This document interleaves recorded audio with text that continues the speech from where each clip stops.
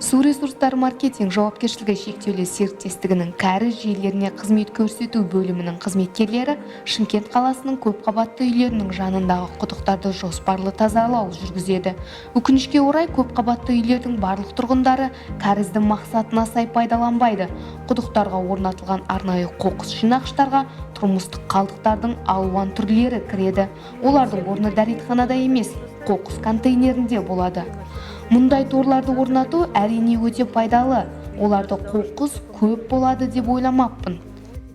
Осыған ұқсас жағдайлар қаланың барлық аудандарында байқалады. Тек қоқыс жинағыштарды үнемі тазарту кәріз желілеріндегі қиындықтардан аулақ болуға көмектеседі. Өйткені егер бұл қоқыстың бәрі орталық желіге түссе, онда күшті тосқауыл болуы мүмкін. Нәтижесінде құдықтардан ағып кету, шығын болу өте жағымсыз испен бірге басталады. Мына водоканал келу себебі біздің үй тұрғындар өте үйлерінен канализацияның мусоропровод деп әртүрлі керек емес заттарды тастайды.